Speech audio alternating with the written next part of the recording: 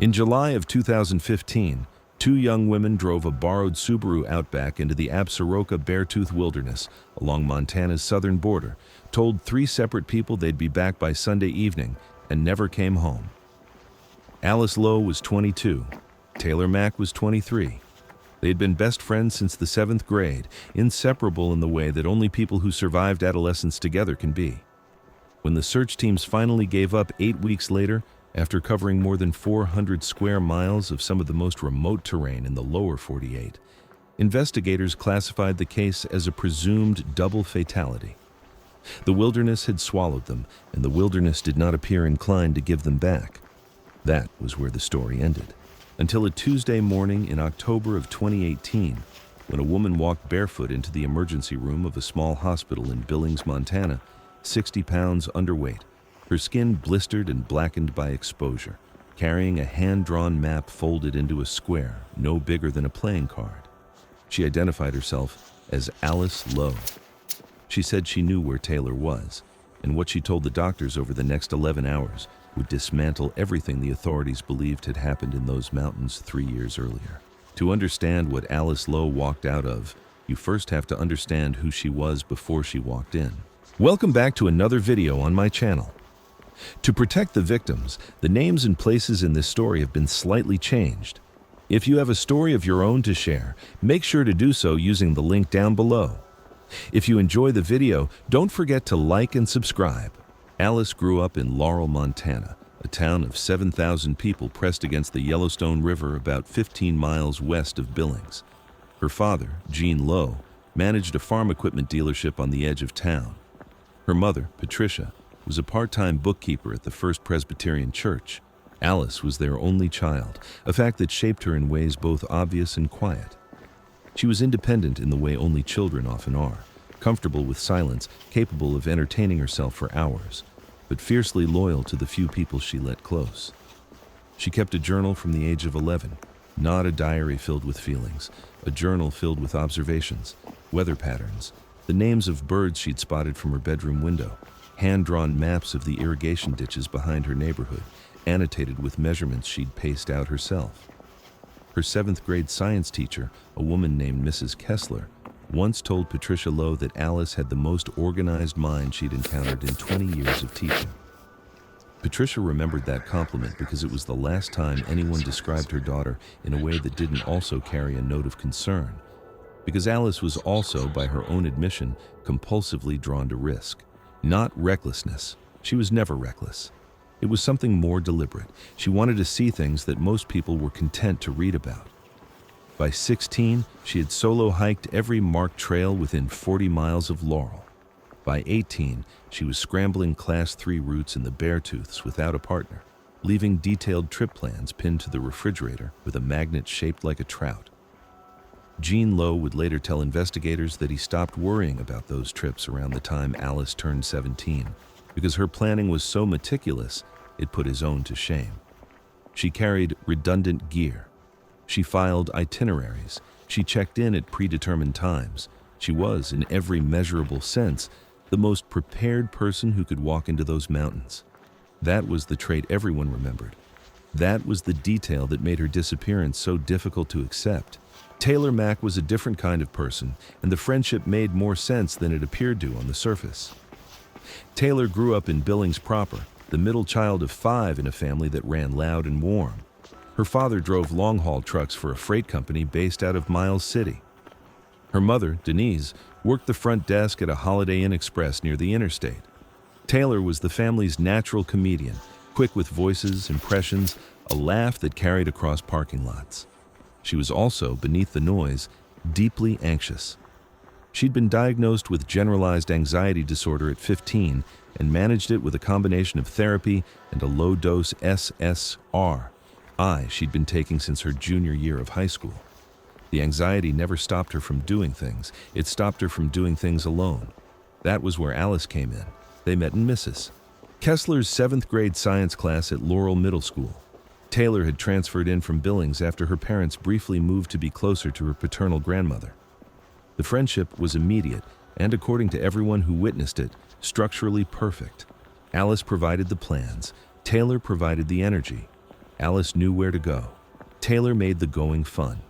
By high school, they were hiking together every weekend the weather allowed, and by the time they graduated, Alice from Laurel High, Taylor from Billings Senior High after moving back, they had logged more trail miles together than most people accumulate in a lifetime. After graduation, their paths diverged in the small ways that early adulthood demands. Alice enrolled at Montana State in Bozeman to study geology. Taylor took a job at an outdoor recreation shop in Billings called Base Camp, where she worked the register and led beginner kayaking clinics on the Yellowstone during the summer months. They saw each other less frequently but talked almost daily. Long, rambling phone calls that Alice's college roommate described as sounding like two halves of the same brain catching up with itself. The trip that summer was supposed to be a reunion. July of 2015. Alice had just finished her junior year. Taylor had been promoted to assistant manager at Base Camp and had banked enough vacation days for a proper stretch in the backcountry.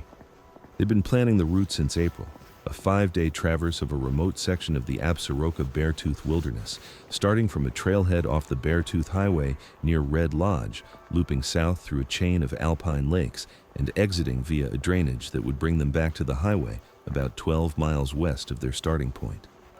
It was ambitious, but well within their ability. Alice had hiked portions of the route before. Taylor had trained for it specifically, logging extra miles on the rim's trails outside Billings through May and June with a loaded pack. The plan was tight. Alice had typed it up and printed 3 copies, one for her parents, one for Taylor's mother Denise, and one she mailed to the Carbon County Sheriff's Office as a voluntary trip registration, a practice she'd adopted after reading about a hiker in Idaho who'd been found 2 weeks faster because he'd filed one. The document was 4 pages long. It included daily mileage targets, GPS coordinates for each planned campsite, a list of gear both women were carrying, the make and license plate of the borrowed Subaru they'd park at the East Rosebud Trailhead, expected water sources, and a contingency plan in case of injury or severe weather. The contingency plan specified that if either woman was unable to continue, they would activate Alice's personal locator beacon, a Rescue Link model she'd received as a 21st birthday gift from her father, and shelter in place. Gene Lowe kept that trip plan in a kitchen drawer for 3 years. He read it so many times the paper wore thin at the folds. They left Laurel early on the morning of Thursday, July 16, 2015. Gene saw them off. He stood in the driveway in a gray t-shirt, holding his coffee, and watched Alice back the Subaru down the gravel drive with Taylor riding shotgun, her window down, her hand raised in a wave. Patricia was still inside, asleep. It was 5:20 a.m. The air smelled like cut alfalfa and diesel from the refinery east of town. Gene later told a reporter from the Billings Gazette that Alice honked twice as she pulled onto the road, which was something she always did. 2 short taps like a heartbeat. That was the last time Gene Lowe saw his daughter as the person he recognized. The drive from Laurel to the East Rosebud Trailhead takes about 2 hours if you don't stop. Alice and Taylor stopped once at a gas station in Red Lodge, where a security camera captured them at 7:14 a.m. Alice filling the tank while Taylor went inside and came back with 2 bottles of water and a bag of beef jerky. The footage, which investigators reviewed dozens of times in the weeks that followed, showed nothing unusual. 2 young women in hiking clothes, moving with the easy familiarity of people who have done this before. Alice wore a green ball cap pulled low. Taylor had her dark hair in a braid that hung past her shoulder blades. They were laughing about something as they got back in the car. By 8 a.m., they had reached the trailhead. The borrowed Subaru was parked in a gravel pullout at the base of the East Rosebud drainage, locked, with a note on the dashboard that read, Low/Mac Party. Out July 16th to 20th, contact Carbon County Sheriff if vehicle unclaimed after July 21st. Alice's handwriting, precise block letters. 2 other hikers departing the same trailhead that morning, a married couple from Bozeman named Greg and Lydia Sandoval, later confirmed seeing Alice and Taylor shouldering their packs around 8:15. Greg Sandoval remembered Alice because she'd asked him about trail conditions near Fossil Lake, a question he found notable because she clearly already knew the answer. She was testing what I'd say against what she'd researched. Lydia remembered Taylor because Taylor had complimented her hiking boots and made a joke about her own, which she said were held together by stubbornness and duct tape. The Sandovals were headed on a shorter loop and would be out by Saturday. Alice and Taylor were going deeper. They waved goodbye at a trail junction a quarter-mile in and split off onto the path that climbed south toward the high lakes. That was the last verified sighting. Alice's trip plan called for a check-in via satellite messenger at 6 p.m. each evening.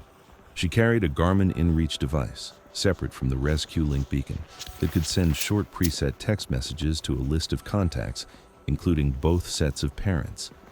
The first check-in, on Thursday evening, arrived on time. The message was the preset phrase Alice had programmed. All okay, camp set, love A and T. Gene Lowe's phone buzzed at 6:04 p.m. He read the message, smiled, and went back to watching the evening news. The second check-in, on Friday evening, also arrived on time. Same message, 6:07 p.m. The third check-in, scheduled for Saturday evening, never came. Gene waited until 7:30, then called Patricia into the kitchen. They stared at the phone together. By 8, he had called Denise Mack, who had also received nothing. By 9 o'clock, he had called the Carbon County Sheriff's non-emergency line and spoken with a dispatcher named Roy Ulrich, who pulled up Alice's voluntary trip registration and told Gene that a missed check-in didn't necessarily mean an emergency. Satellite devices failed, batteries died, terrain blocked signals. He advised waiting until the following morning. Gene did not sleep that night. Sunday morning, July 19th, brought no message. Gene called the sheriff's office again at 7 a.m. and spoke with a different dispatcher who escalated the call. By 9 a.m., a deputy named Marcus Engel had driven to the East Rosebud trailhead and confirmed that the borrowed Subaru was still in the pullout, undisturbed, the dashboard notes still visible through the windshield. The car was locked. Nothing appeared tampered with. Deputy Engel radioed this information to the Carbon County Search and Rescue Coordinator, a veteran named Walt Dreyer, who had been running wilderness operations in the Beartooths for 21 years. Dreyer would later describe the first 6 hours of the response as textbook. A hasty team of 4 searchers departed the East Rosebud trailhead at noon on Sunday, following the route Alice had filed. They covered the first 8 miles by late afternoon, reaching the area where Alice's plan placed their second campsite. They found the remains of a fire ring, stones arranged in a careful circle, the ash inside still faintly gray rather than washed out by rain, and 2 sets of boot prints in the soft earth near a creek. But no tent, no packs, no sign of the women themselves. The boot prints headed south, consistent with the planned route. Dreyer expanded the search on Monday. By Tuesday, July 21st, the date Alice's dashboard note had flagged as the deadline for the Subaru to be claimed, the operation had grown to include 47 ground searchers, 2 helicopter crews, a K-9 unit from Yellowstone County, and a technical rope team from the Montana chapter of the Mountain Rescue Association. The weather was cooperating. Clear skies, highs in the low 70s, light winds. Conditions were as close to ideal as the Beartooths ever offered. They found nothing. No tent, no packs, no clothing, no food wrappers, no toilet paper buried in cat holes, no marks on trees. The boot prints near the second campsite were the last physical trace of Alice Lowe and Taylor Mack. Beyond that point, the trail and the 2 women who had been walking it simply stopped. Search and rescue professionals are trained to interpret absence, and the absence here troubled them. Walt Dreyer had worked recoveries in which hikers fell into crevasses, in which they were buried by rock slides, in which they wandered off trail and succumbed to exposure in places so remote that their remains weren't found for months. Each of those scenarios left evidence: disturbed rock, scattered gear, drag marks, something. The complete absence of any physical trace beyond the second campsite was, in Dreyer's words, inconsistent with any accidental scenario I've encountered in over 2 decades of doing this. He said that to Gene Lowe on the phone on Wednesday evening, and Gene heard the careful weight behind each word. On Thursday, 8 days after Alice and Taylor had left the trailhead, Dreyer brought in a tracking specialist from Idaho, a retired Forest Service ranger named Colleen Furr, who had built a reputation for finding people in terrain that defeated conventional search methods. Furr spent 3 days on the ground with a small team, working south from the second campsite in expanding arcs. She documented everything, Soil compression patterns, broken vegetation, animal sign that might have been attracted to food or remains. She checked the shores of every lake within a 5-mile radius of the route. She rappelled into 2 slot drainages that the main search teams had deemed too steep to access safely. On the evening of the 3rd day, Furr called Dreyer on the satellite phone. Her voice was flat, the tone, Dreyer later recalled, of someone delivering a conclusion they didn't want to reach. "Walt, there's nothing here. Not nothing is in there well hidden. Nothing is in there not in this drainage. They left the trail somewhere we haven't identified, or they were removed." The word removed landed in the investigation like a stone in still water. Up to that point, the operating theory had been environmental, a fall, a flash flood, a sudden storm. The Beartooths were unforgiving, and 2 experienced hikers could still be caught by a wet rock, a miscalculated crossing, a lightning strike. But removed opened a different door. It implied agency. It implied that the absence of evidence was not a failure of the search but a feature of something deliberate. Carbon County Sheriff Dale Erickson convened a meeting at the courthouse in Red Lodge on August 1st. In attendance were Dreyer, Furr, Deputy Engel, 2 FBI agents from the Billings field office who had been monitoring the case, and a criminal investigator from the Montana Division of Criminal Investigation named Joanna Weiss. The meeting lasted 4 hours. Its conclusion was procedural but significant. The case was reclassified from a missing persons search to a missing persons investigation with potential criminal circumstances. This was not yet a criminal case. There was no evidence of a crime. But the reclassification meant resources shifted. The helicopters stopped flying grids. The K-9 teams were released. What arrived in their place were forensic analysts, interview specialists, and a digital crimes unit that would spend the next 3 weeks pulling apart Alice and Taylor's phones, laptops, financial records, and social media accounts. What they found was, in almost every respect, ordinary. 2 young women living unremarkable lives. Alice's geology coursework files, neatly organized in cloud storage. Taylor's Instagram, heavy on sunset photos from the rims and pictures of her co-workers' dogs. Text messages between the 2 of them, hundreds of them in the weeks leading up to the trip, that read like the planning documents of a small, joyful expedition. Gear lists compared and debated, trail conditions researched and shared. A running joke about a brand of freeze-dried meals that Taylor called astronaut sadness. But in Alice's laptop, nested inside a folder labeled Thesis Research, the digital team found something that didn't fit. It was a subfolder titled AB South. Inside were 37 files, a mixture of topographical maps, downloaded satellite imagery, scanned pages from what appeared to be a century-old survey report, and a 12-page document Alice had written herself, dated March 2015, 4 months before the trip.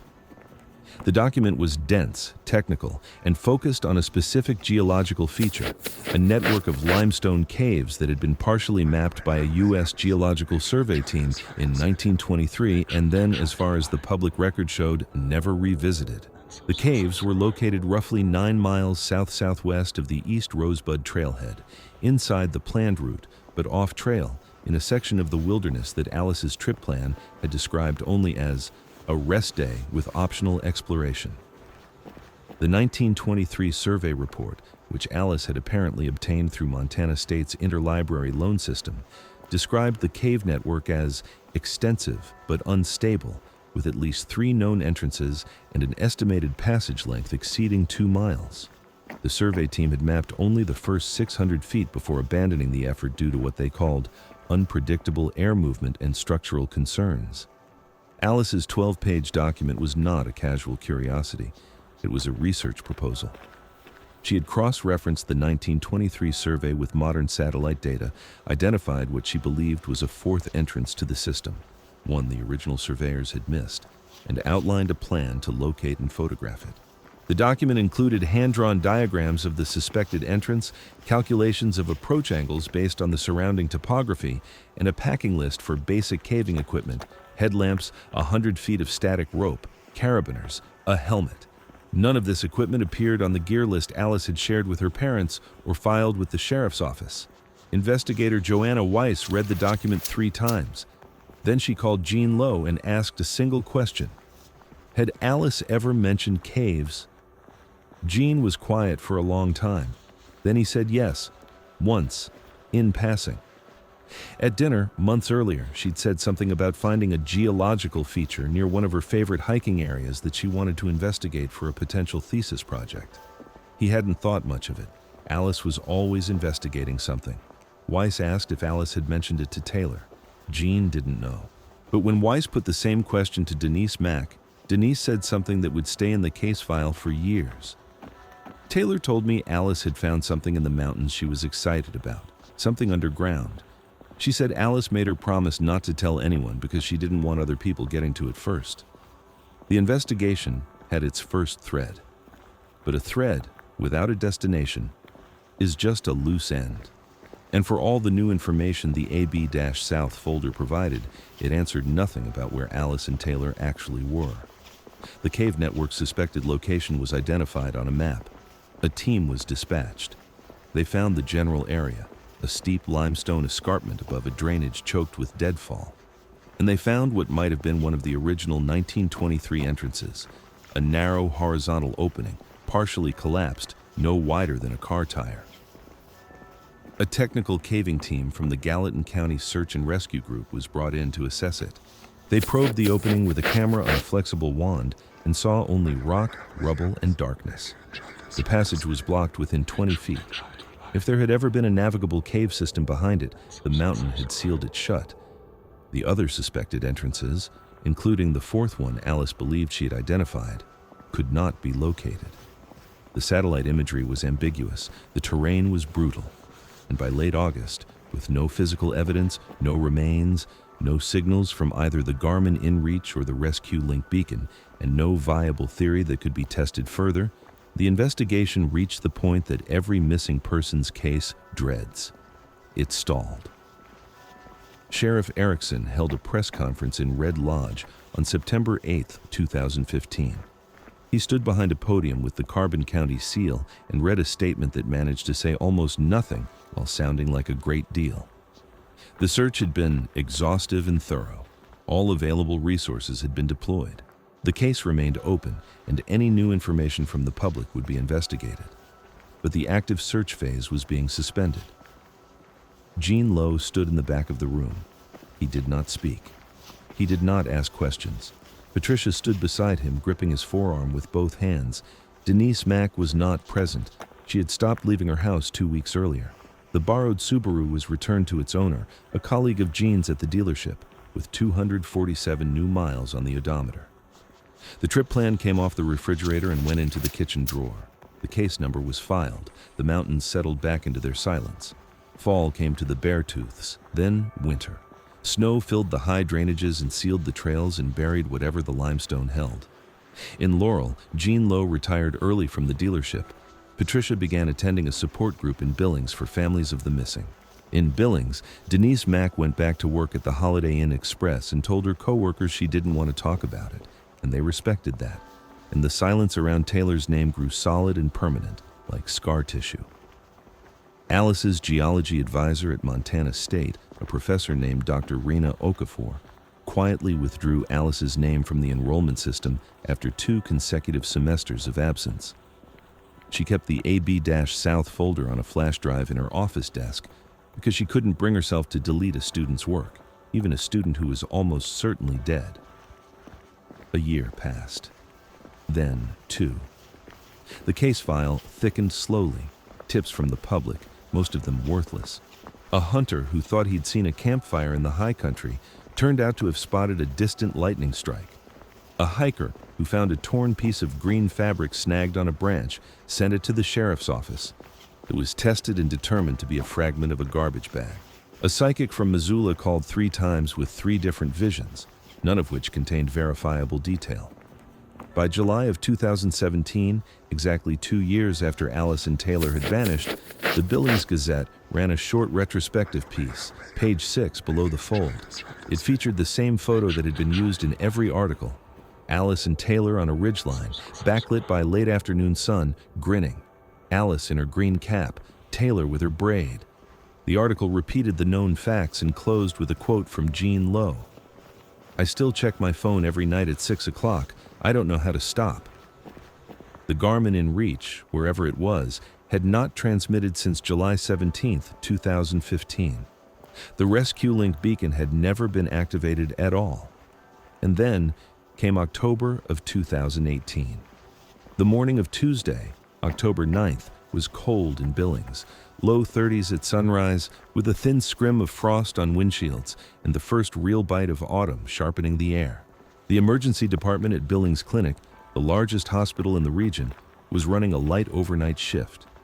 2 nurses, a resident, and an attending physician named Dr. Samuel Osei were on duty when the automatic doors at the ambulance bay entrance slid open at 6:23 a.m. and a woman walked in. She was barefoot. Her feet were black with grime and dried blood, the skin cracked so deeply in places that the fissures looked geological, like the surface of dried clay in a riverbed. She wore what had once been a long-sleeved flannel shirt, now reduced to a collarless remnant held together by habit more than fabric. Below the waist, she wore a pair of men's canvas work pants, cinched with a length of paracord, the cuffs shredded to fringe. Her hair was matted into a single dark mass that hung to the middle of her back.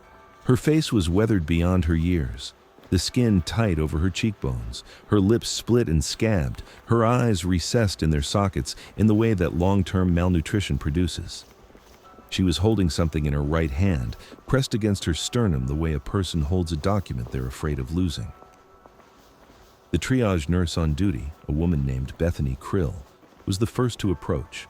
Krill had worked emergency medicine for 9 years and had seen her share of people walk in off the street in states of crisis, hypothermic, intoxicated, psychotic, beaten.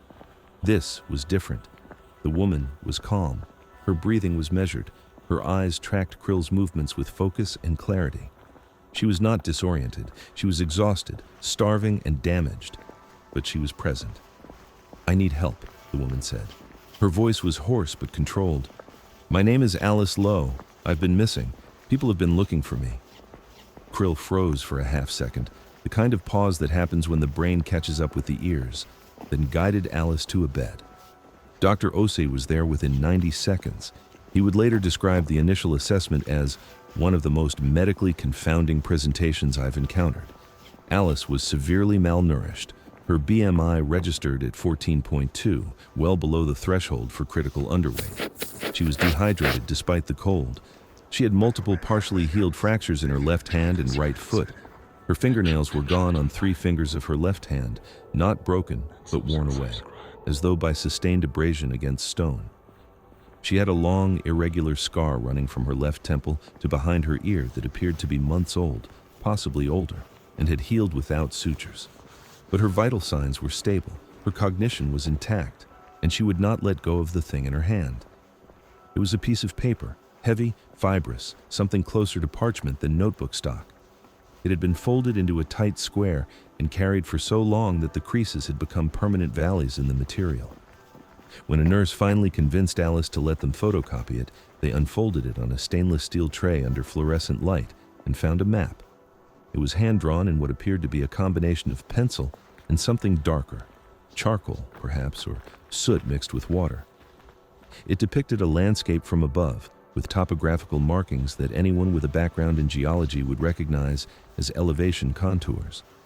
There were no labels in English. Instead, the map was annotated with a system of symbols, small circles, crossed lines, arrows that followed no cartographic convention anyone in the room could identify.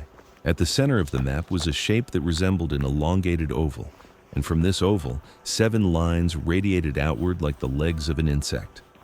Along 3 of these lines, small X marks had been placed at irregular intervals. At the bottom of the map, in handwriting that was unmistakably Alice's, Jean Lowe would later confirm it, were 2 words, "Taylor here." An arrow extended from the words to one of the X marks on the map's 3rd radiating line. Dr. Osei called the Billings Police at 6:51 a.m. The Billings Police called the Carbon County Sheriff's Office at 7:04 a.m. By 7:30, investigator Joanna Weiss was in her car, driving east on Interstate 90 toward Billings Clinic at 20 miles over the speed limit, her hands tight on the wheel, the case number she had memorized 3 years earlier running through her mind like a frequency she had never been able to tune out. Alice Lowe was alive. She was in a hospital bed, drinking broth through a straw, and she was ready to talk. But what she had to say would not arrive quickly, and it would not arrive whole.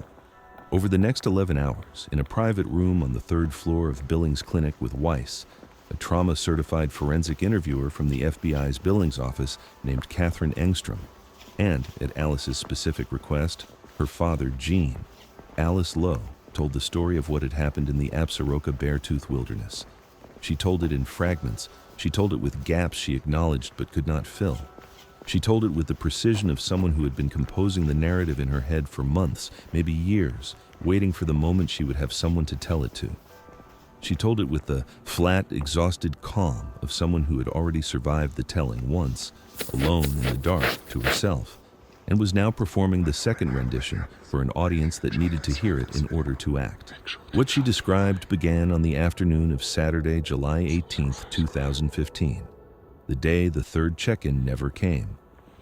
Alice and Taylor had left their second campsite that morning on schedule, heading south toward the chain of alpine lakes that formed the midpoint of their route. The weather was clear. The trail was faint but navigable. They were in good spirits. Taylor had been singing, something by Fleetwood Mac, Alice thought, though she couldn't remember which song. The detail bothered her. She mentioned it twice. Around 1 p.m., they reached the escarpment Alice had identified in her research, the limestone formation where she believed the fourth entrance to the cave system lay. Alice had not told Taylor the full scope of what she was looking for. She had told her only that there was a geological feature nearby worth a short detour, maybe an hour, and that it would make excellent material for her thesis. Taylor had agreed readily. She always agreed when Alice was excited about something. They left the trail and descended into a drainage thick with deadfall and loose scree. The going was slow. Alice navigated by GPS and by the satellite images she had memorized. After 40 minutes of bushwhacking, they reached a rock face that rose 30 feet above the drainage floor, its surface pocked with shallow alcoves and shadowed recesses. Most of the recesses were cosmetic, erosion scallops no deeper than a bathtub. But one, near the base, partially concealed by a slab of fallen rock, opened into darkness. Alice knelt beside it. She could feel air moving out of the opening, cool, damp, carrying the mineral smell of deep limestone. The opening was tight, roughly 2 feet high and 3 feet wide, but beyond the first body length it appeared to widen. She shone her headlamp inside and saw the passage angle downward at maybe 15 degrees, the walls smooth with flowstone, the floor dry. She looked at Taylor. Taylor looked at the opening, and this was the moment. Alice was clear about this in the interview, when the decision was made that changed everything. They went in. Alice entered first. Taylor followed. They had headlamps, a single rope, basic hardware, and enough water for the day. They did not have helmets. They did not have a cave-rated communication device. They did not update their Garmin check-in to reflect the detour, because Alice intended to be back on the trail and at their planned campsite before the 6 p.m. window. She set a mental timer. 1 hour underground, then out. Simple. The passage descended steadily for the first 200 feet, the walls narrowing and widening in a rhythm that Alice recognized from her coursework as phreatic, shaped by water under pressure millions of years ago when the water table sat higher than it did now. The air temperature dropped as they went deeper. 50 degrees, 45. Their breath began to show in the beams of their headlamps. Taylor made a joke about finding a Wendy's down here. Alice laughed. The sound echoed longer than it should have. At approximately 300 feet in, the passage opened into a chamber. Alice described the chamber carefully, returning to it multiple times during the interview, as though the details were important in a way she needed Weiss and Engstrom to understand. It was large, cathedral-scaled, she said, the ceiling disappearing above the reach of their headlamps. The floor was uneven, a jumble of breakdown blocks and ancient flowstone formations that had partially collapsed under their own weight. Stalactites hung from the visible portions of the ceiling like inverted columns, some of them 6 feet long, their surfaces wet and gleaming. The air in the chamber was still and cold and carried a silence that Alice described as aggressive, not the absence of sound, but the active suppression of it, as though the rock itself was absorbing noise. From this chamber, multiple passages radiated outward. Alice counted 7, before she stopped counting. 7 passages, the same number that appeared on the map she would carry into a hospital 3 years later. They explored the nearest passage for 15 minutes. It was wide enough to walk upright and led to a second, smaller chamber with a shallow pool of water so clear it was nearly invisible. Taylor almost stepped into it before Alice caught her arm. The pool had no obvious inlet or outlet. It simply existed, held in a basin of polished stone, its surface perfectly still. Alice checked her watch. They had been underground for 55 minutes. She told Taylor it was time to go back. They turned around. They retraced their steps to the main chamber. Alice located the passage they had entered through, or believed she had located it. The 7 openings looked different from the inside, the geometry of the chamber shifting with every change in angle and headlamp direction. She chose the passage she was most confident about, and they entered it. Within 5 minutes, she knew it was wrong. The floor was descending when it should have been ascending. The walls were smoother, the ceiling lower. She stopped. She told Taylor they needed to go back to the chamber and try a different passage. They turned around again. But the passage behind them branched in a place Alice did not remember it branching, and the branch they chose led not back to the cathedral chamber, but to a narrow, low-ceilinged corridor that forced them to crawl. Alice's headlamp caught a formation on the wall she had never seen before, a ripple pattern in the limestone that looked almost organic, like fossilized muscle. They were lost. Alice did not say this to Taylor immediately. She said it to herself, silently, in the precise language of her own mind, and began working the problem. Backtrack. Mark the passages. Use the rope to create a fixed reference. She tied one end of the rope to a stalagmite and began systematically exploring each branching passage they encountered, playing out the rope as a lifeline, returning each time to the anchor point. It didn't work. The rope was 100 feet long. The cave system was miles. And then Taylor's headlamp died. The battery indicator had been showing green. There was no warning flicker. The light simply went out and half the world disappeared. Taylor made a sound, not a scream, just a sharp inhale, a pulled breath, and reached for Alice in the dark. Alice gave her the spare batteries from her own pack. Taylor's hands were shaking too hard to load them. Alice loaded them for her, pressing each battery into the housing by feel, her fingers finding the polarity markings by touch. The headlamp came back on. But something had shifted. The anxiety that Taylor had managed for years, managed with medication, with therapy, with the steadying presence of her best friend, was no longer being managed. It was loose in the dark, and the dark had no walls it couldn't fill. Alice made a decision. She sat Taylor down on the passage floor, wrapped her in the emergency bivvy from her pack, a thin reflective sheet that crackled like foil, and told her they were going to stay put. They were going to conserve their headlamp batteries. They were going to wait. Someone would find them. She believed this. Jean Lowe's phone would not receive its 6 p.m. check-in. The trip plan was filed. The system would activate. What Alice did not know, could not have known, sitting in a limestone passage 300 feet below the surface of the earth, was that the system would activate, and the system would search, and the system would fail. That searchers would walk the escarpment above them and find only collapsed entrances. That the entrance they had used would be invisible from the outside once the angle of light shifted with the season. That the cave breathed and its breath carried no sound to the surface.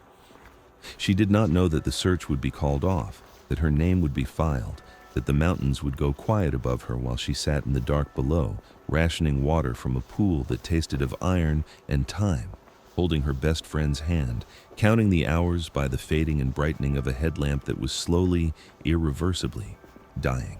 What happened next, what happened in the weeks and months and years that followed, in the dark below the Absaroka Beartooth Wilderness, is a story Alice Lowe told in pieces, across 11 hours, in a voice that never broke.